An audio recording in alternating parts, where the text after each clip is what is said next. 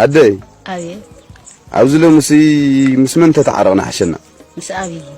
مس إساياس كده مس إساياس معراء بحنسة علينا ولدنا توالدنا إنا أبزأوا نزي أجن كبير حزن كبير نبعات أكل معنا عننا دكنا بخارنا نتعرض حلفنا إنا زي أخن حلفن كلنا إتنا يقدم نكات أنتي جزية ملؤ باهي لسلاسة زنوارة جزية موائل نسيت رسيعه حتى من تعلنا أكبر حزني لازمني أنا بس أيجي سكع حتى تقراين إلى إتبياني كنت حقائق وقت نبرد سيدنا سلام كنا بردك أنا هنرئي زموته ما يتلا زي ما ترى عينا دك أنا هنرد سيدنا محمر يملسن كويلنا كم إنا هنقبر ده دحا سلام كن فتحي سلام بعلو تردي وقفه كلنا كل خلنا عدنا سلز هلو كل خلنا يا أخي جيب لينك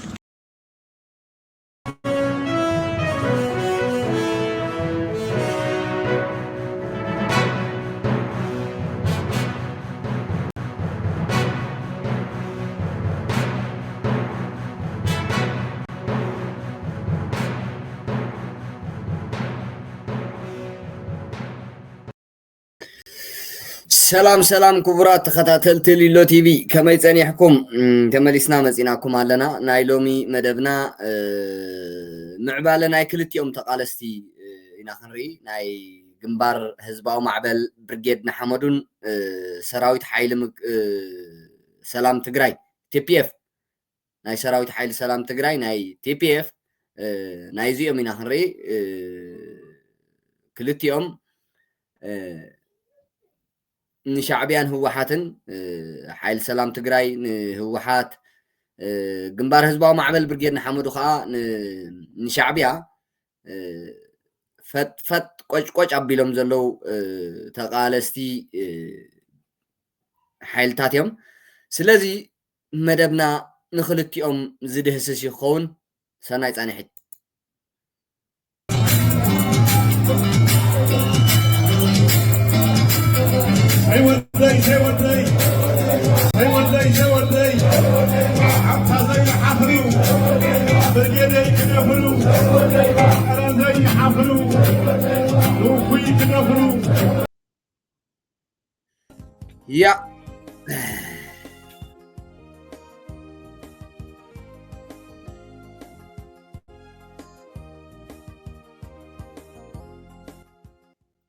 يا خبرات خاتلت التي في جنبار حزباو معبل برجيد نحمدو كمت نريه زلنان كريه صنحنان سفاحتي حزباو ركبات ዲፕሎማሲያዊ ንጥፈታት እናካየደ እዩ ጸኒሑን ዘሎን ኣብዚ ካብ ሰነ 8 ጀሚሩ ከካይዶም ጸንሐ ህዝባዊ ርክባትን ሰሚናራት ናይ ህዝብን ሰፋሕቲ ናይ ዲፕሎማሲ ጉዳያትን ዕውት ዝኾነ መንገድታት ፈጢሩ እዩ እዚ ጸላእትና እውን ባዕሎም ዝዛረቡሉ እዩ شعبياهم بعلات زاربوليا إزم إسياس تراي كموتلهم كمهلول زحدرون معالتاوي زعبهم جنبار حزباو معبل برجيد نحمدون ناي معالتاوي نتفتاتون سلازي جنبار اتن نشعبيا زحمما من قدتات كلن حزونا له شعبيا أبيت هاريما أتحمم شعبيا أبيت هاريما أتودق شعبيا أبيت هاريما أتمنكس شعبيا أبيت هاريما أتسعر إذا رجم change زعوة له من قد انتايو حزبنا زدحنا له من قدي بينايو تعينت قال ستختلنا أنا حزبنا ندحن للاونة إيرتراز وحصل له عيناي تعينت قال سي أكايدنا أنا للاونة إيرتران وحس حزبنا ملي زدحنا له خاب سدت كاب برست كاب سنتت كاب زجقواني شفتا شعبيا زدحنا له حزبنا انتايو سلازم نزتاتيو جنبار حزباو معبل برجيد نحمدو عاتعيتو حزوه زلو سلازم أمعواتو خا بزح من قدي توقعيزو نريق لنا سو إذن من قدي تاتزيان كي عوتها إذن جنبار حزوه زلو نشعبيا نابت أفعات زبصحا من قدي تات كي عوتها شعبيا كابوشتنا ምሳና ትማሊ ረጅም ቼንጅ ዝኣምኑ ዝነበሩ ምሳና ትማሊ ወላ ምስ ሰይጣን ኮይና ነዚ ስርዓት እዚ ነዚ ጉጅለ እዚ ነዚ ፀረ ህዝቢ ኤርትራ ክንስዕሮ ኢና ዝብሉ ዝነበሩ ኣካላት ከይተረፈ ሎሚ ምስ ሻዕብያ ግንባር ፈጢሮም ሻዕብያ ሸሚትዎም ሻዕብያ ዓዲግዎም ሻዕብያ ብከብዶም ሒዙ ሻዕብያ ብስምዒቶም ሒዙ ሻዕብያ ብፅሞንኦም ሒዙ ሻዕብያ ጉድለታቶም መዝሚዙ ብዝተፈላለየ መልክዕ ከም ዝክገልፆ ፀናሕኩ ኣብ ትሕቲ ቁፅፅሩ እትይዎም ኣሎ ንግንባር ከፍርስሉ ነዚ ግንባር ህዝባዊ ማዕበል ብርጌድ ንሓመዱ ዝፈርሰሉ መንገድታት ነዚኦም ሒዙ ክቃለሰና ንሪኢ ኣለና ያ እዚ ግንባር እዚ ትማሊ ኣብ ደንበ ፍትሒ ኤርትራ በኺሩ ዝነበረ መንገድታት ኩሉ ባዕሉ ሒዝዎ ኣሎ ፅፈት ኣዋዳድባ ንሻዕብያ ኣብ ምቅላስ እንጥቀመሎም ሓሳባት ጉዳይ ዲፕሎማሲ እዚኦም ኩሎም ግንባር ህዝባዊ ማዕበል ብርጌድ ንሓመዱ መሊኽዎም ኣሎ እዚ ግንባር ካብ ናይ ትማሊ ተመክሮ ወሲዱ ናብ ዝሓሸ ናብ ዝለዓለ ብራኸ ንምብፃሕ ዋጋ ክኸፍል ንሪኢ ኣለና ንኣምኖም ተቃለስቲ ክሒዶምና ምሳና ዝጎዩ ዝነበሩ ተቃለስቲ ጠሊሞምና ምስቲ ስርዓት ከዳኽሩን ከውደኽድኹን ንሪኦም ኣለና ምስቲ ስርዓት ኮይኖም ንግንባር ከፍርሱ ንሪኦም ኣለና ክጎዩ ንሪኦም ኣለና ትማሊ ነቲ ስርዓት ንምፍራስ ዘይጎየዩ ሎሚ ግን ሕሉፋት ሃገራውያንን ህዝባውያንን መሲሎም ሕሉፋት ኣኽበርቲ ልእላውነት ሃገር መሲሎም ሻዕብያ እንተቐሪብኩሞ ክብሉና ንሪኦም ኣለና ዘለኹሞ ቦታ ንህዝቢ ኤርትራ ሓደጋ እዩ ትኸድዎ ዘለኹም መቃለሲ ባይታ ንልእላውነት ኤርትራ ዝዳፈር እዩ እናበሉ ህዝብን ተቃለስትን ኣብ ደውታ ንምእታው ብዘይ ዕረፍቲ ክጉዕሩ ብጉጅለታት ተወዲቦም ኣብ ማእኸልና ዝተፈላለየ ምፍልላያት ክፈጥሩ ተኽኢሎም ዋላ ደም ከፋስሱና ዕረፍቲ ስኢኖም ንሪኦም ኣለና እዚ ግንባር ንኩሉ ነቲ ስርዓት ኣብ ምእላይ ንጥቀመሉ ነገራት ኩሉ ክጥቀም ምድላዋቱ ኣፅፊፉን ዛዚሙን ክጓዓዝ ንሪኢ ኣለና ዝኣመነ ይሰዓበኒ ዝኣመነ ይጋደል ዝተሰማምዐ ይኺድ ምሳና ካብኡ ሓሊፉ ግን ምሳና ክኸይድ ዘይማእምኦ ከዓ ናቱ መንገዲ ተኸቲሉ ነዚ ስርዓት እዚ ንምእላይ ፀፀር እውን ትኹን ፀፀር ኣብ ምድር ባይ ክንሕግዞ ኢና ከም ፀላኢና ኣይንሪኦን ከም ዓንቃፊና ኣይንሪኦን ከም ተፀባኢና ኣይንሪኦን እኳ ደኣ ንሕግዞ ኢሉ ዝግንባር መዓልታዊ ፀብፃባት ክህብን ክገልፅን ኣኽብሮት ክህብን ዝተፈላለዩ ኣካላት ክእክብ እዚ ደንበ ፍትሒ ኣብ ሓደ ዝመፃሉ ተገደደ ተኸባቢሩ ዝኸደሉ መንገድታት ክፈጢሩ ብዙሓት ዓበይቲ ናይ ቃልሲ ዓወታት ክፈፅም ኣብ ቅድሜና ንሪኢ ኣለና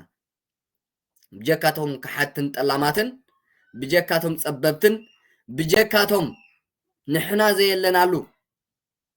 ንሕና ዘይበላዕናያ ዋላ ትደፋእ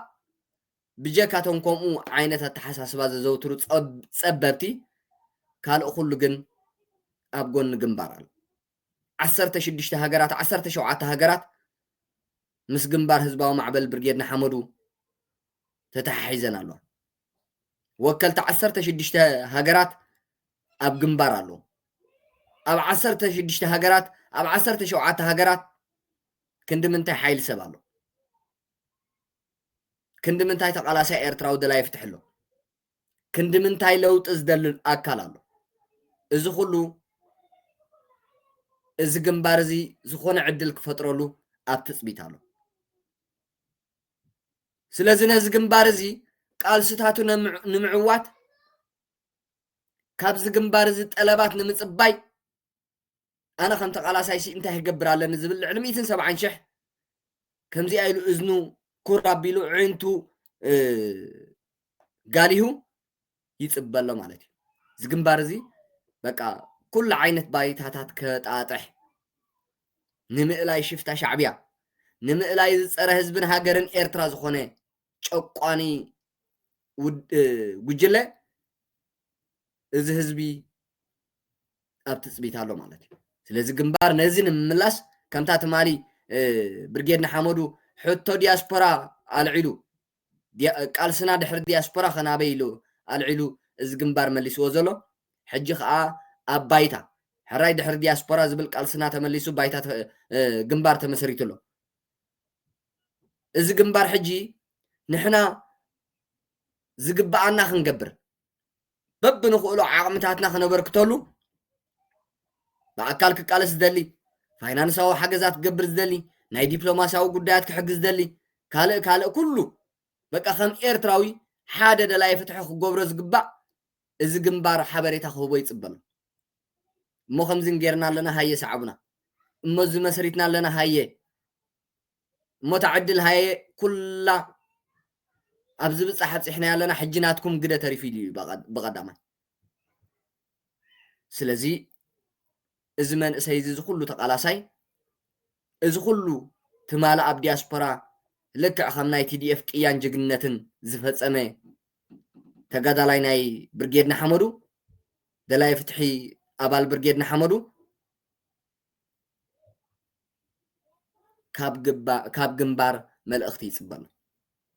ሶ እንድሕር ዳ ርኢናዮ እዝታት ኩሉ ዓወታት ይመጽእ ስለ ዘሎ ሻዕብያ ከይደቀሰት ነዚ ግንባር ክተፍርስ እያ ምክንያቱ ትማሊ ነጊረኩም እያ ኣነ ኣብ ኩሉ ግዜ ዝገልጾ ንሻዕብያ 130 ሚልዮን ህዝቢ ዘለዋ ኢትዮጵያ ኣይተፍርሓን ንሻዕብያ እንታይ የፍርሖ ንጹር ሓሳብ ንሻዕብያ እንታይ የፍርሖ ጉዳይ ዲፕሎማሲ ንሻዕብያ እንታይ የፍርሖ ወሳኒ መሪሕነት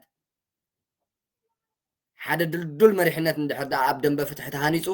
ሻዕብያ ብሓንሳብ እያ ትበልዖ ኣብ መንጎኡ ዘይምትእማን ፈጢራ ቃዓ ተብሎ ሶ ነዚኣ ዕድል ስለዝሰኣነት ሻዕብያ ብመንገዲ ግሎባል ከይዳ ብመንገዲ ጽገና ከይዳ ብመንገዲ ኣብ ውሽጥና ዝነበሩ ተቃለስቲ ወፊራ ኩሉ ዓይነት መንገድታት ተኸቲላ ነዚ ግንባር ንምፍራስ ክንፈርሰላ ይከኣልና ኩሉ ዓይነት መንገድታት ተኸቲላ ዝቃልሳ ኣብ ደውታ ንምእታው ኣብ ደውታ ይኣትወን ሶ ግንባር ምስ ህዝቢ ወሳኒ መድረኽ በፂሕሎ ሻዕብያ ዘምፃያ እዚኣ ኸ ምክንያቱ ንሕና ንቃለሰሉ ቦታ መሪፅናየ ዘለና ቦታ ንዓና ዝጠቅም ዕድል ይፈጥራሉ ሻዕብያ ሰላም ኢትዮጵያ ይዘርጋሉ ሻዕብያ ፖለቲካ ኢትዮጵያ ሕንፍሽፍሽ እትወልሎ ሻዕብያ ኢትዮጵያ መናሃርያ ኮይናት ንምግባር ምስ ፋኖ ምስ ህወሓት ምስ ገለ ዝኮረዩ ሓይልታት ናይ ኦሮሞ ከምኡ ዓፋር ምዚኦም ግንባር ፈጢሩ መናሃርያ ኮይናት ትኾነሉ ኢትዮጵያ ለይትን መዓልትን ክሰርሕ ንርኢ ኣለና ለይትን መዓልትን ክዋጋእ ንርኢ ኣለና ለይትን መዓልትን ኣጀንዳታት ፈጢሩ ንኢትዮጵያ ስለዚ እዚ ዕድል እዚ ንዓና ጽቡቕ ዕድል እዩ መንግስቲ ኢትዮጵያ ንሻዕብያ ንምድሳቕ መንግስቲ ኢትዮጵያ ንሻዕብያ ንምንብርካኽ መንግስቲ ኢትዮጵያ ንሻዕብያ ንምጥፋእ ተገዲዱ ከኣትዎ እዩ ዝመስል ነቲ መድረኽ ምክንያቱ ባዕሎም ሻዕብያ ባዕላ እያ ትፅውዖ ዘላ ንኮይናት መንግስቲ ኢትዮጵያ ሶ ኣብዚ ዕድል እዚ ንሕና ተረባሕቲ ንኸውን ምክንያቱ ከምቲ ሰራዊት ሓይሊ ሰላም ትግራይ ቲፒኤፍ ሓራ መሬት ወኒንሉ ዘሎ ሓራ መሬት ክንውንን ኣይንኽእልን ኣብዚ ግዜ ኣይንኽእልን ፀኒሕና ኢና ሶ ነዛ ዕድል እዚኣ ተጠቒምና ሓራ መሬት ንረክብ ነዛ ዕድል እዚኣ ተጠቒምና ዓድና ንኣትወሉ መንገዲ ነጣጥሕ ነዛ ዕድል እዚኣ ተጠቒምና ህዝብናን ሃገርናን ዝድሕንሉ ሽፍታ ሻዕብያ ሓንሳብን ሓዋርን ዝሰዓረሉ ሙሉእ ብሙሉእ ዕድል ንረክብ ማለት ሶ ሻዕብያ መንገዲ ይፈጥረልና ኣሎ እዩ በቲ ተዋጋእ ባህርያቱ ሶ ነዚ ዕድል እዚ ከይንጥቀም እዮም ንሻዕብያ ምስ ብልፅግና ንሻዕብያ ምስ መንግስቲ ኢትዮጵያ ኮንኩም ድሕር ዳኣ ተቀርብዎ ኮንኩም ሎሚ የለና ፅባሕ የለና ምሳኹም ምስ ሻዕብያ ኮይንና ክንድስቀኩም ኢና ምስ ሻዕብያ ኮይንና ክነኽርፈኩም ኢና ዝብሉና ዘሎ ንሻዕብያ ንምእላይስ ቦታ ትመርፀሉ ንሻዕብያ ንምእላይስ መሓዛ ትመርፀሉ ንሻዕብያ ንምእላይስ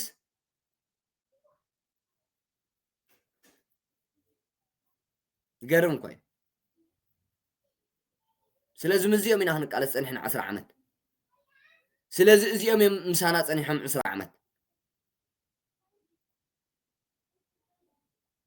ልክዕ ከም ሻዕብያ ኢትዮጵያ ፀላኢትና ኢሎም ዝኣምኑ እዮም ኣብዚ ቃልሲ ምሳና ፀኒሖም ዋላ እውን ብደረጃ መሪሕነት ነዚ ቃልሲ ክመርሕዎ ዝፀንሑ ዛስዋዮ ክፈርስ ፀኒሑ ሻዕብያውያን ስለ ዝኾኑ ሶ እዚ ግንባር ሒዝዎ ዘሎ ደረጃታት ነዚ ይመስል ትምዕባሌታት ጉዳይ ዲፕሎማሲ ኩሉ ግዜ ይገልጾ እቲ መሪሕነት ግንባር ህዝባዊ ማዕበል ብርጌድ ንሓመዱ እውን ኩሉ ግዜ ይገልጾ ቀዳማይ ዕላማ ኮይኑ ዘሎ ሕጂ ናይ ግንባር ህዝባዊ ማዕበል ብርጌድ ንሓመዱ እቲ ሻዕብያ ዝደልዮ ኩሉ ዓይነት ነገራት ንዕኡ ንምትራፍ ኩናት ይደሊ ሻዕብያ እዚ ኩናት እዚ ተወሊዕዎ ከዓ ኤርትራ ከም ኤርትራ ኣይትህሉን እዚ ኩናት እዚ ሻዕብያን ተወሊዕዎ ህዝቢ ከም ህዝቢ እውን ኣብ ምልክት ሕቶ ኢና ንኣቱ ምክንያቱ እንታይ ዓይነት ኩናት ክመፅእ ዓንተ ኣብ ናይ ሰልጠነ ገልፆ ነይረ ኣብ ተፈታዊ መፅእ ከለኹ ንግሆ ኣብኡ ሎ ስምዕዎ እዚ ኩናት እዚ ተመፅእ ከምታ ጀነራል ጻድቃን ዝበላ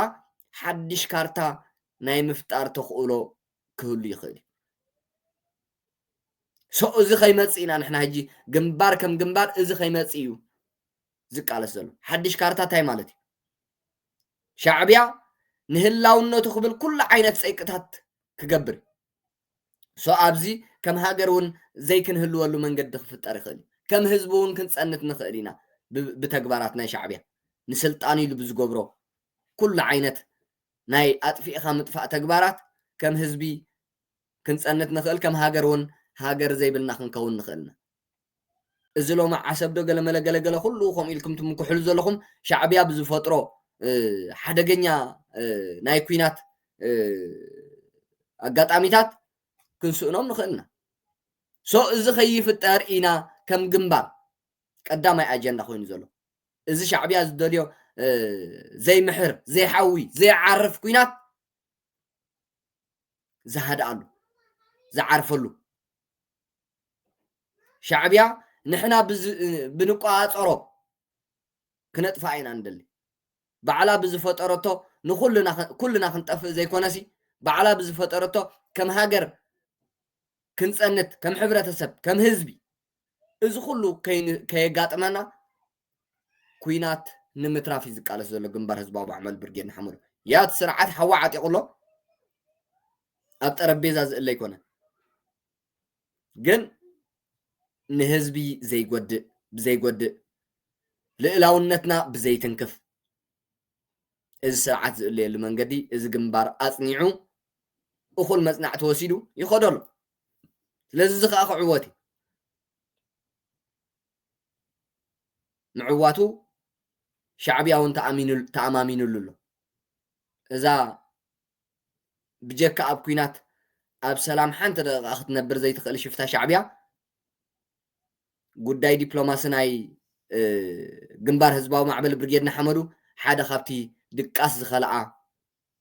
ዕዉት ስራሕ እዩ ሶ እዚ ግንባር ሓደን መወዳእታን ኩናት ብሻዕብያ ዝውላዕ ኩናት ከም ሕብረተሰብ ከየፅንተና ኩናት ብሻዕብያ ዝውላዕ ኩናት ከም ሃገር ከይንስእን ከም ህዝቢ ሃገር ከይንስእን ነዚአን እዩ ከዓ እዚ ግንባር እኹል መፅናዕቲ ወሲዱ ዝኸደን ዘሎ ማለት እዩ ወይ ከምዚ ከየጋጥመና ኣብ መፅናዕቲ ዝፀንሐ ነዚያ እዩ ስለዚ ኩሉ ተፃይፉሎ ሻዕብያ ዝደልዮም ነገራት ኩሎም ክሰዓሩ ሻዕብያ ንህዝቢ ኤርትራ ዝጎድእ ሻዕብያ ንህዝቢ ኤርትራ ከም ህዝቢ ዘፅንት ከይትገብር ግንባር ቀዲምዎ ኣሎ ልዕላውነት ሃገር ዝፈታተን ኩናት ከይፍጠር ብሻዕብያ ግንባር ቀዲሙ ኣሎ ግንባር ህዝባዊ ማዕበል ብርጌድ ንሓመዱ ቀዲሙ ኣሎ ጉዳይ ዲፕሎማሲ ኩሉ ማሕበራት ናይ ዲፕሎማሲ ናይ ሻዕብያ ዳርጋ ኣብ ሙሉእ ዓለም እናተበተኸ እዩ ብመን ብግንባር ህዝባዊ ማዕበል ብርጌድ ንሓመዱ ስለዚ እዝታት ስለዝኾነ እዩ ሓንሳብ ትንሳኤ ስምረት ዝሞተ ዞም ፀበብቲ ንሕና 20 ዓመት 30 ዓመት ሳሕል እውን ከይተረፈና ዘከሩ ዝነበርናዮ ቃልሲ እዚ ግንባር ተዓዊትሉ ስለዚ በቃ እዚ ግንባር ከይዕወት ሓይሊ መንእሰይ እውን ከይህልዎ ተቃለስቲ እውን ከይስዕብዎ ሓንሳብ ትንሳኤ ስምረት ሓንሳብ ብወረዳ ሓንሳብ ብዓዲ ሓንሳብ ሕሉፍ ሓሊፎም ሰንዓፈ ዓዲ ቀይሕ ጾረና ምባል ጀሚሮም ሕጂ እዚ ነቂሕና ሊና እዚ ግንባር ስዒርዎ እዩ እዞም ፀበብቲ ዝደልይዎ ነገራት ኩሉ ሻዕብያ ዝደልዮም ነገራት ኩሉ እዚ ግንባር ስዒርዎ ኣሎ ኣይኸውንን ኣይፍፀምን ኣይትግበርን ኣይትግበርን እዚ ለንቀነ ክንሪኦ ዝቐነና ኣጀንዳታት ንየበልዎ ስዑር እዩ ሰንዓፈ ዓዲ ቀይሕ ጾሮና ደቀ ምሓረ ካልእ ሰገነይቲ ገለ ግደፍዎ ናይ ሻዕብያ ኣጀንዳ እዩ ነዚአን ዘሳሲ ከዓ ሻዕብያዊ እዩ ናይ ሻዕብያ ተልእኮ እዩ ዘፈፅም ዘሎ እዚ ግንባር እዚ ከይዕወት ቃልሲ ህዝቢ ኤርትራ ከይሓፅር ከም ሃገር እውን ክንፀንት ዝገብር ተግባራት እዩ ከም ህዝቢ ክንፀንት ዝገብር ተግባራት እዩ ከም ህዝቢ ከም ሃገር እውን ሃገር ከም ህዝቢ እውን ሃገር ዘይብልና ዝገብር ተግባራት እዩ ዝኩሉ ሕጂ ንሪኦ ዝቐነና እዞም ፀበብቲ ኣሕዋትና እዞም ፀበብቲ ጉጅለታት እዞም ኣነ ዘይበላዕኽዋ ወላ ትደፋእ ዝብሉ ኣብዚ 20 ዓመት ንሱ ክገብሩ ፀኒሖም እዮም ዝቃልሲ መፍቶ ሻዕብያ ክኸውን ፀኒሑ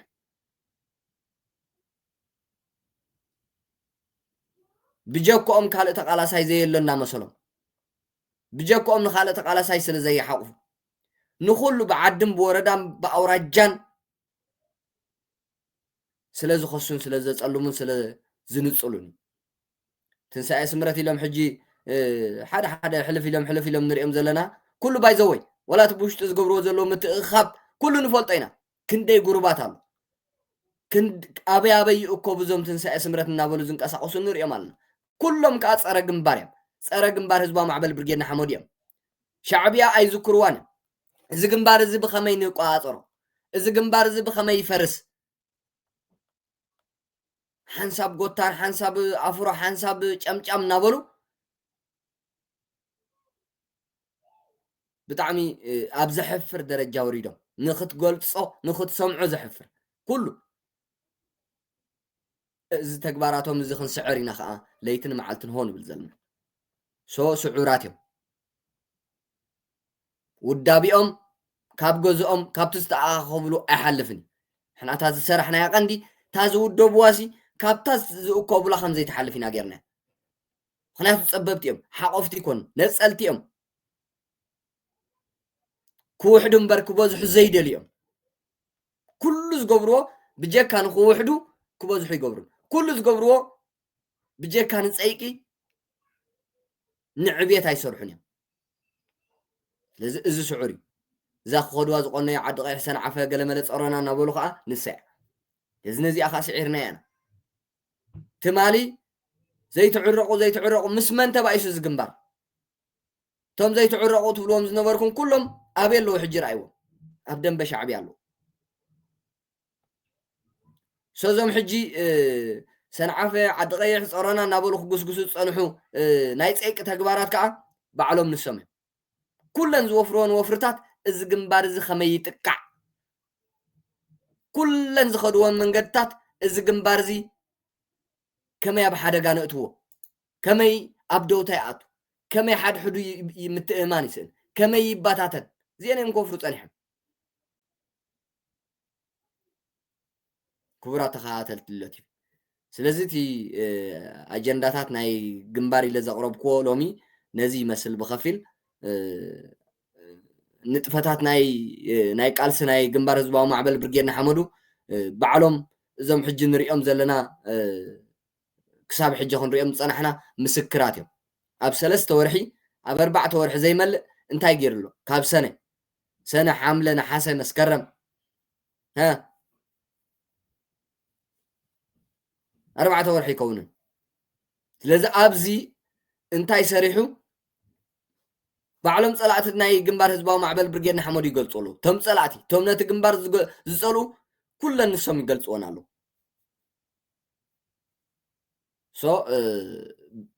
ዓወታትካ ብጸላኢ ክግለጽ ከሎ ከዓ ክሳብ ክንደይ ዓበ ዓወት ምዃኑ ንዓኻ ክትፈልጥ ክትክእል ኣለካ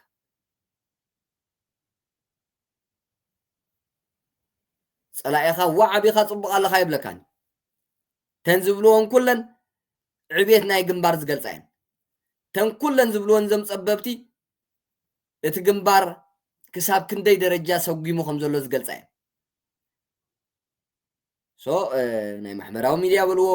እቲ ብውሽጢ ዝግበር ሕቱኽቱኽ በልዎ እቲ ምትእኻብ ናይ ፀይቂ ንዝሞተ ንምድሓን በልዎ እዚ ኩሉ ስለዚ ክቡራት ኣሕዋት ክቡራት ተኸታተልቲ ቲቪ ሓፈሻዊ ማለሲ ብምትእምማን ክንሪኦ ክንክእል ኣለና ኣነ ኣብ ዘለኽዎ ምሳይ ምስ ሓሳበይን ክትሰማዕ እንተዘይክኢልካ ንህዝቢ ኤርትራ ንምድሓን ንሃገረ ኤርትራ ንምድሓን መሊእ መቃለሲ ብደስ ዝበለካ ተቃለስ ኖኖ እንዳበልካ መዓልታዊ ብዛዕባይ እዚ ኣየዕውትን መዓልታዊ ብዛዕባ ውልቀሰብ ኣይትርብርቡን ዲኹም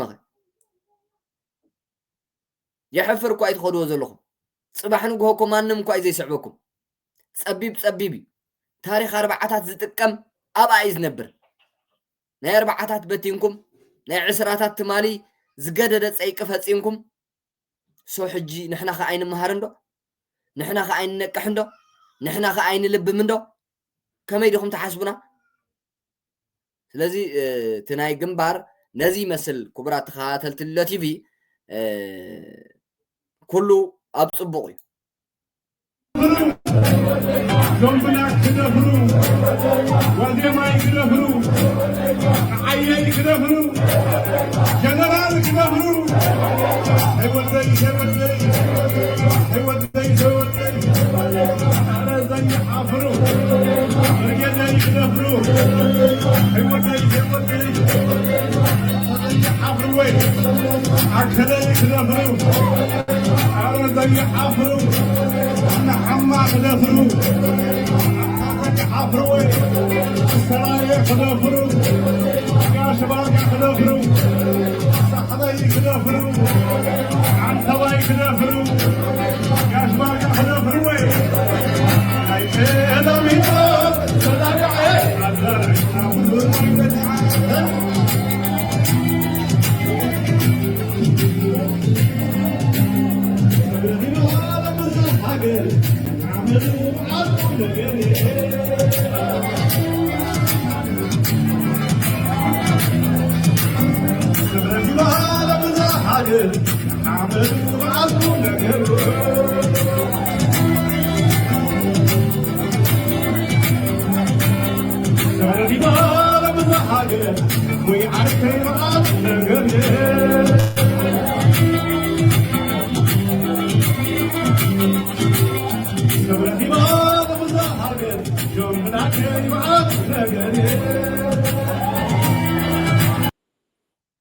يا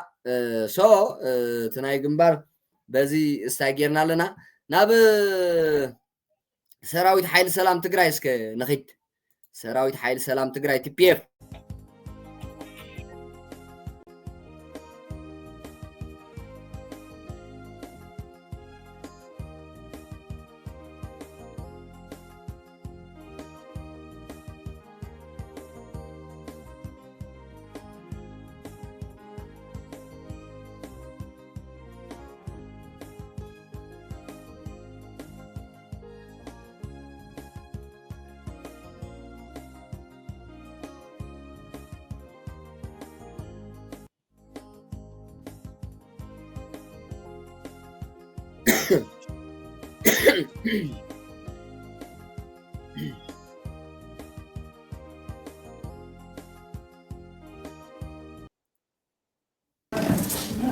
زعمت بهيري نايتي بهيري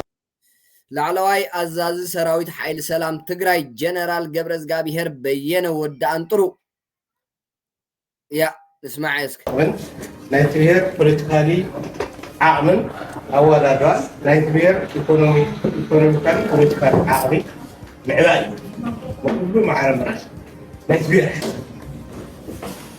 ብሔር ዝለዓለ ኣወዳድራ መን እዩ ፓርቲ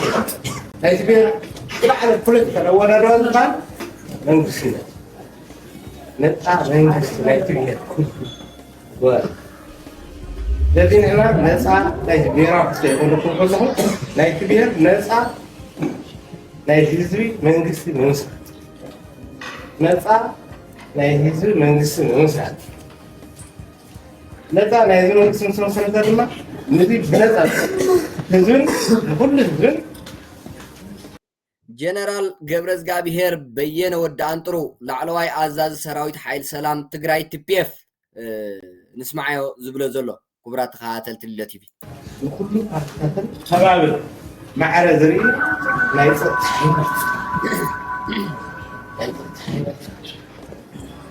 هذا الفضل ليس تقرأي جد لا على تقرأي تحسن تقرأي تغطر زي تجمرني ما كان أركان تدي توقع بنتان تقرأي لا يصير تدي توقع كله تقرأي هاي تقرأي النادي هاي تقرأي النادي هاي تقرأي النادي هاي تقرأي النادي أما بيلف هاتيف واسمه هاي تقرأي ذي خلاص هاي حتى النيل هاي تقرأي زول سراوي زول تقرأي هذا تقرأي معرفة تقرأي تيبت زول سراوي كنا نزنا بارتي منوري بارتي أما أخذ هذي زنبر نبر خد يخنب لا عارف الشيء هذي مرة هذي غبار هذي مرة بارتي كل جزء حذيرة خير تلك بتوتو هم حذيرة بتوتو هم بقولها تجاه نسوق هم تدري بارتي لا تيجي كذا حسن بتوتو هم حسكا حسن تقول إسكات بوتت كم ده حسن بر مسخة نشوف تجارة لا يكونها نشوف تراي خاوي ذول سب ريحة تكيد كم تقول أيكون حس لازم نضحك تجارة هم ترى جميع النور حد دايفر تغيره يوصل لنا نضحك تجارة نسوم ذول ولا كم نسوم نحنا تدللنا دايفرت كيرنا حيدنا بعد حوينا حمدنا فلت بس كوات مسلمة ما دنقري نحنا ما يقص تقبر قص ما ميلوا واحد تبار تمسكون كلهم قولي لهم توصل اليوم حذر ما بعنا تلوم لهم حذر ما حيدهم تلوم لهم يلوم نحنا حيدنا يكون أو تبغينا بعد تقرأ أو خلينا بعد تقرأ فرق مكان بعد تقرأ أرجع لهم يوم بعد تقرأ أنا مش فاهم بريتنا ونيلا لأنه بعد تقرأ لنا الذي نحن كل نجار مبلغنا تستقرأ مروح تقرأ تستقرأ أو تكون من جدي ناو نور ثمودي شو تحشة يكونوا نزلوا مهارة عدد فلت علميين بالبعض حدنا بشو زرع أي أمر الرئيس يكونوا يسقطوا سلام يسقطوا الذي إحنا ما كنا تقرأ يدل على من السنة ناي كبير لعناوي أو أربعة بيرا وحده من السكون كله وحس كله بجوم محتاج بتقرأ ليرنا يا غير غير تغير وحس كيف أنا قريب بتمكن وضعك أصحابك الذي يجيك يقول يا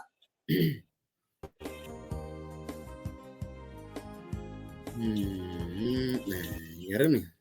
تقرأي نابتي مدبات سفح زبالة مدبات علتاو مدبات وي علتاو معباليتاتنا يسراويت حيل سلام تقرأي ندحر دا ساقيرنا حفشاو بايزوي معليا زي بلو سراويتيو فلايتي اب تحت بهلاويان جنرالات ዝነበረ ክሳብ ሕጂ ዝጸንሐ ብምሉኡ ናብ ሓራ መሬት ትግራይ እዩ ናብ ሰራዊት ሓይሊ ሰላም ትግራይ እዩ ዝጽንበር ዘሎ ብልኡኻት ሽፍታ ሻዕብያ ብባህላውያን ጀነራላት ህወሓት ተማእዚዘን ብሓይሊ ሻምብቆ ብረት ንህዝብን ምሕደራን ዞባ ደቡብ ዘባሳበሳን ዘፍረሳን በቲ ዝስቆረን ቋንቋም ንምርዳእን ንምሕምሻሽን ሕጂ እውን ኩለን ዕጥቅታትን ዕጡቕን ዘይተዓጠቐን ዞባ ደቡብ ናብ ፍሉይ ሓይሊ ሰላም ትግራይ ይውሕዝ ኣሎ እዩ ዝተዓጠቐን ዘይተዓጠቐን ናይ ዞባ ደቡብ ትግራይ ናይ ራያ ከንቲባ ከተማ መኾኒ ኣቶ መሰለ ኣሸብር እውን ምስ ምልሽኡን ሙሉእ መሓውሩን ብዝተወደበ መልክዑ ናብ ፍሉይ ሓይሊ ሰላም ትግራይ ናብ TPF ክወርዲ ድሕሪ ምግባር ሎሚ ድማ ባዕሉ ነቲ ዝተረፈ ሓይሊ ሒዙ ናብ ሓራ መሬት ትግራይ ኣትይሉ ተጎጂሉ ንህዝቢ ንዘባሳበሰ ገጹ ዝተሸፈነ ኣራዊት ሰራዊት ህወሓትን ሻዕብያን ብዝተወደበ ህዝባዊ ቃልሲ ክደዓኽን ክድከርን ናይ ግድን ኮይኑሉ ኣብዚ ግዜ እዚ ብድሕሪ እዚ ህዝቢ እምበር ሻምብቆ ብረት ዋጋ ከም ዘይብሉ ንጨካናት መራሕቲ ህወሓት ሕጂ ዝስቆሮ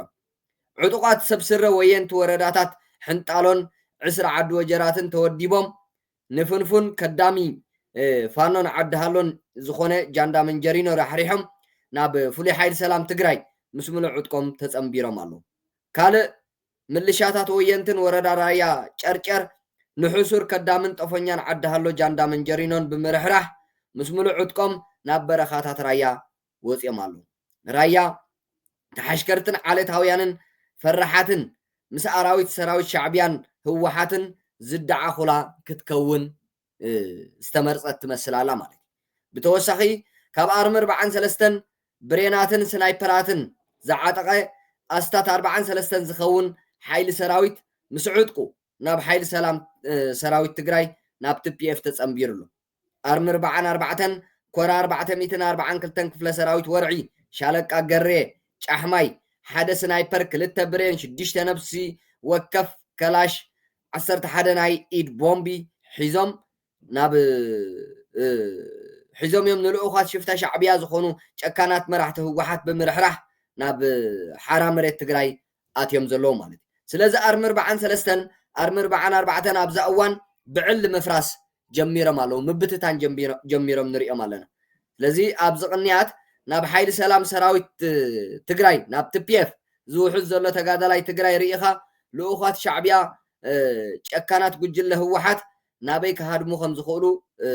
ናበይ ክሃድሙ ይኾኑ ኢልካ ክትሓስብ ይገደካ ማለት እዩ ሓራ መሬት ኣብዚ እዋን እዚ ሓራ መሬት ትግራይ ልዕሊ ዓቐን ዓቕሚ ሰብ ተሰኪሙ ይርከብ ብተወሳኺ ናይ ትግራይ ሓይሊ ሰላም ትግራይ TPF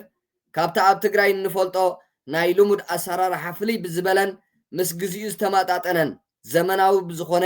መስርሕ ንሰብ ሓይሊ መምሕዳራትን ፋይናንስን እንተኸታተለ 5 መዓልትታት ብላዕለወይቲ ኣመራርሓ ሴንትራል ኮማንድ ሰራዊት ሓይሊ ሰላም ትግራይ TPF ጀነራል ዘውዱ ኪሮስ ስልጠና ተዋሂብሎ እዚ ስልጠና ኣብ ሓይሊ ሰብ ሰራዊት ሓይሊ ሰላም ትግራይ ዝምልከት ስራሕ ብዘመናውን ሳይነሳውን መንገዲ ኣጻፊፍካ ንኽስራሕ ዓብ ዓቕሚ እዩ ንሰራዊት ሓይሊ ሰላም ትግራይ TPF ኣባል ላዕለዎት ኣመራርሓ ናይ ትግራይ ሓይሊ ሰላም TPF ጀነራል ዘውዱ ኪሮስ ንምምሕዳር ሓይሊ ሰብን ፋይናንስን ኣብ ዝተዋህበ ተኸታታሊ ናይ 5 መዓልቲ ገምገማዊ ስልጠና መዕፀዊ መደረ ብምግባር ንሰልጠንቲ ተመኩርኣን ዓቕምታታን ኣካፊላቶም ኣላ ኣብ ዝተፈላለዩ ግንባራት ዝርከቡ ፍሉይ ሓይሊ ሰላም ትግራይ ዓጢቖሞ ዘለዉ ህዝባዊ ሓቦን ኒሕን ኣብዚ እዋን ኣዝዩ ዘገርም ብቕዓት ኣርእዩ ይርከብ ህዝባዊ ዕላማ ዝተሸከመ ሰራዊት ኣብ ሓፂር እዋን ብኩሉ መዳይ ተርኒዑ ምህላው ሰራዊት ሓይሊ ሰላም ትግራይ ገሊጹ ኣሎ እምነቱ ካብ ሓይሊ ህዝቢ ንሓይሊ ዕጡቃት ኣሚኑ ንህዝቢ ዘባሳበሰን ዘንካላበተን ከዓ በቲ ዝርድኦ ቋንቋ ክሳብ ዝስወጦ ቀፃዓይ ግብረ መልሲ ንምሃብ ወተሃደራዊ ምውድዳብ ፍሉይ ሓይሊ ሰላም ትግራይ ምጥንኻር ወሳኒ ኮይኑሎ ኣብ ሓራ መሬት ትግራይ እዚኣ ከዓ ብግብሪ ኣብ ዝሓፀረ እዋን ተፈጢራ ኣላ ክብል ሰራዊት ሓይሊ ሰላም ትግራይ ገሊጹ ኣሎ ስለዚ ኣብ ትግራይ ንህዝቢ ትግራይ ዘድሕን ሓይሊ ሰፊሕ ዓቕሚ ዓበይቲ ግንባራት ብዙሕ ዓቕምታት ዘለዎ ሰራዊት ኣብ ሓራ መሬት ትግራይ ተሃኒፁ ንሪኢ ኣለና ማለት እዩ ስለዚህ እቲ ዘገርም ምጅማር ብረታዊ ቃልሲ ፍሉይ ሓይሊ ሰላም ትግራይ ክሳብ ሕጂ መንፈቕ እዩ ገይሩ ዘሎ ፍርቂ ዓመት 6 ወርሒ እውን ኣይመልኦን መስለኒ እኮ ካብ መጀመርያ ኣነ ክሳብ ሕጂ እቲ ዕለታዊ መደባት ናይ ሰራዊት ሓይሊ ሰላም ትግራይ ናብ ህዝቢ ኣብ ምቕራብ ምዕባሌታት ሰራዊት ሓይሊ ሰላም ትግራይ መዓልታዊ ካብ ምቕራብ ዓዲ ውዒለ ይፈልጥን እየ ስለዚ 6 ወርሒ እውን ኣይገብርን ዳርጋ ከምኡታት እዩ ስለዚ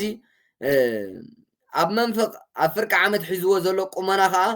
ካብ ሰራዊት ሓይሊ ሰላም ትግራይ ንላዕሊ ወላ እውን ካብቶም ደገፍቲ እቲ ቃልሲ ንላዕሊ ሽፍታ ሻዕብያን ልኡኻት ጨካናት መራሕቲ ህወሓትን ኣድቂቖም ወይ ኣፀቢቖም ይፈልጥዎ እዮም እዚ ጨካን ፍጥረት ፀረ ህዝቢ ትግራይ ዝኾነ ቤተሰብ እዛ ጨካን ፍጥረት ፀረ ህዝቢ ትግራይ ዝኾነት ቤተሰብ ስብሓት ነጋ ዝኾነት መንጀሪኖ ኣብዚ ሳልስቲ ኣብታ ኣብ ክትመርሖ ዝቐነየት መድረኻት ኣብ ሓራ መሬት ትግራይ ዘሎ ሓይሊ ተደላዲሉን ይደላደል ከም ዘሎን ድሕሪ ምግላፅ ኣብ ሓራ መሬት ትግራይ ዘለዉ ሰራዊት ሓይሊ ሰላም ትግራይ TPF ተጋሩ ከም ዘይኮኑን ብብልፅግና ከም ዝተጣየሹን ጌራ ከተቕርቦ ፈቲና እያ ሓንሳብ ተጋሩ ይኮኑን ትብል ሓንሳብ ከዓ እዚኦም ስቑኢሎም ባንዳታት ሸየጥቲ ሃገር እዮም ከዳዓትዮም ብልፅግና እዩ ዝሓባብሎም ብልፅግና እዩ ዝጠባብሮም ብልፅግና እዩ ኣንጻር ህዝቢ ትግራይ ስለ ዝኾነ ከም ዝገብሮም ገለኢላ ሕጂ ተኸሓዱ ህዝቢ ሎሚ ህዝቢ ትግራይ ፈሊጥዎም እዩ ነዞም ጨቆንቲ መራሕቲ ህወሓት ፈንፊንዎም ኩናት ወረ ኩናት ፀልዩ እዩ ህዝቢ ትግራይ ሻዕብያን ህወሓትን ዝገብርዎ ዘለዉ ንስልጣኖም ምዃኑ እቲ ፅምዶ እንዳበሉ ንህዝቢ ኣገዲዶም ዝገብርዎ ዘለዉ ንስልጣኖም መናውሒ ንትግራይ ዳግማይ ናብ ኩናት መናሃርያ ኩናት ንምግባር ዝገብርዎ ዘለዉ ምዃኑ ህዝቢ ትግራይ ዳዕዲዑ ይፈልጦን ይገልፆ ኣሎ ህዝቢ ትግራይ ማለት መን ድዩ እዞም ኩሎም ቲክቶከራት ፖለቲከኛታት ኣክቲቪስትታት ዝገልፅዎ ዘለዉ እኮ ሻዕብያ ስልጣኑ ንምድሓን እዩ ምስ ህወሓት ዝሻርክ ዘሎ ዝፀምድ ዘሎ ህወሓት ስልጣና ንምድሓንያ ልኡኽ ሻዕብያ ኮይና ኣንጻር ህዝቢ ትግራይ ግፍዕታት ትፍፅም ዘላ ኣብ ትግራይ ህወሓት ስልጣና ንምውሓስያ ንሻዕብያ ራያ ኣሕሊፋ ሂባቶ ዘላ ትግራይ ምልእቲ ኣሕሊፋ ሂባታ ዘላ እናበለ ህዝቢ ትግራይ ይገልፆ ኣሎ ማለት እዩ ካብዚ ዝዓቢ ምፍላይ ህዝብን ህወሓትን ራእይዎ ስለዚ ኣብ ሓራ መሬት ትግራይ ዘለዉ ሰራዊት ሓይሊ ሰላም ትግራይ TPF ተጋሩ ከም ዘይኮኑን ብብልፅግና ከም ዝተጣየሹን ጌራ መንጀሪኖ ከተቕርቦ ፈቲና ኣላ ሰማዕድ ኣይረኸበትን እምበር መንጀሪኖ ኩሉ ከማ እዩ ዝመስላ ንሳ ኩሉ ነገራ ኣብ እግሪ ሽፍታ ጉጅለ ህግደፍ ተፈጊማ ስለ ዝተገዝአት ኩሉ ትግራዋይ ከምዚ ከምኣ ዝሕሽከርን ዝግዛእን እዩ ዝመስላ እንተኾነ ሰራዊት ሓይሊ ሰላም ትግራይ ምናልባሽ ኢትዮጵያዊ ስለ ዝኾነቲ ኣብ ሓይሊ ሰላም ትግራይ ዘሎ ሰራዊት ትግራዋይ ኢትዮጵያዊ እዩ ስለዚ ትግራይ ከዓ ኢትዮጵያ ብጉዳይ ዲፕሎማሲ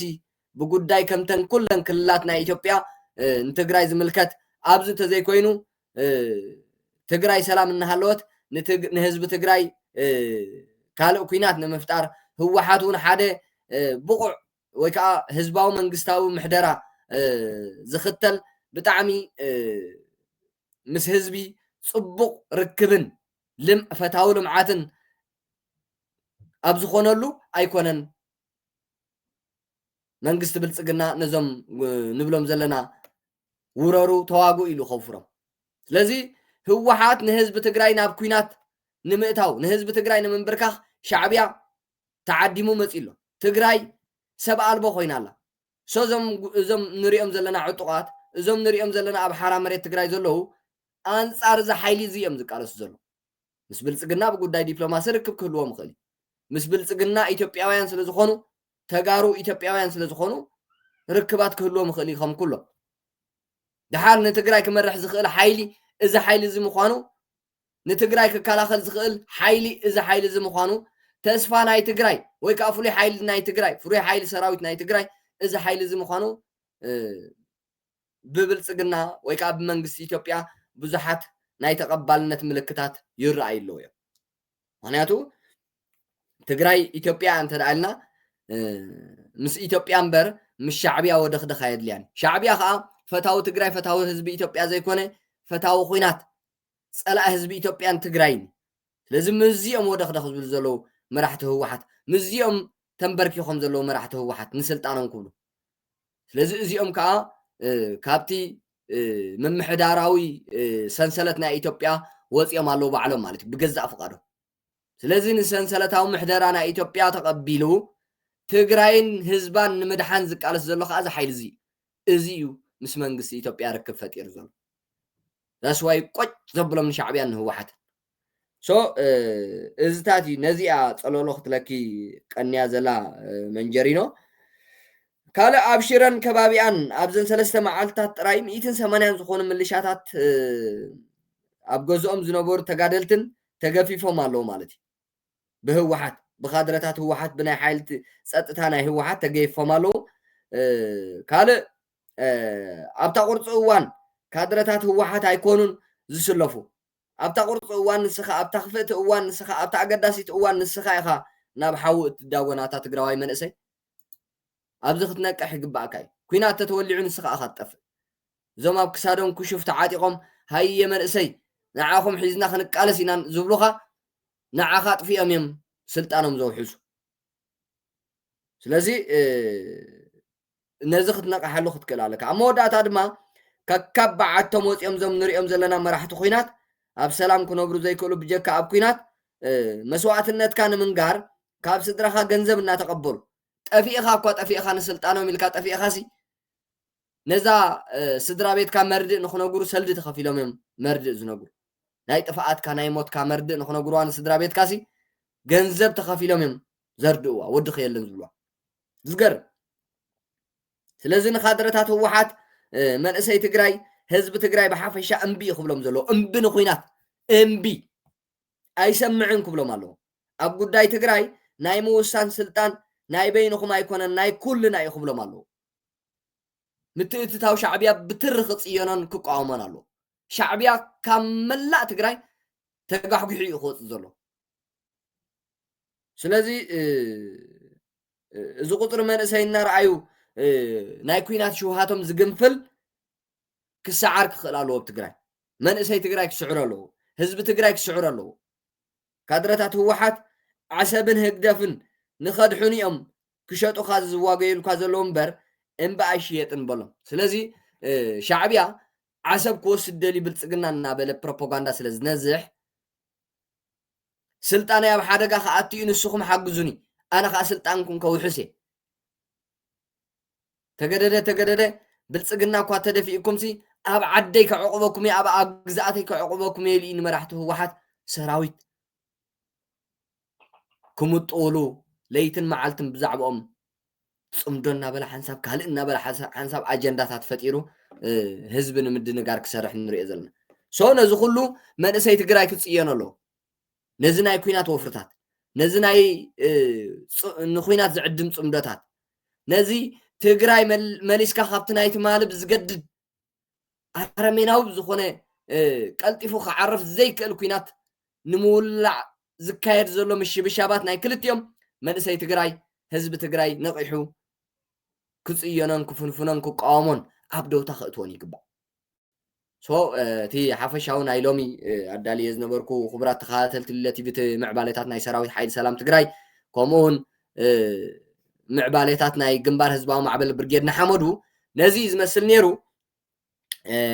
ኣብ ናይ ፅባሕ መደብና ክሳብ ንራኸብ ክቡራት ተኸታተልቲ ቲቪ ዓወት ነዚ ጅግና ነዚ ህዝቢ ትግራይ ንምድሓን ኩናት ንምትራፍ ዝቃለስ ዘሎ ሓይሊ ሰላም ሰራዊት TPF ዓወት ንግንባር ህዝባዊ ማዕበል ብርጌድ ንሓመዱ ሰላም ንህዝቢ ኤርትራ ንህዝቢ ትግራይ ንህዝቢ ኢትዮጵያ ደሓን ፅንሑ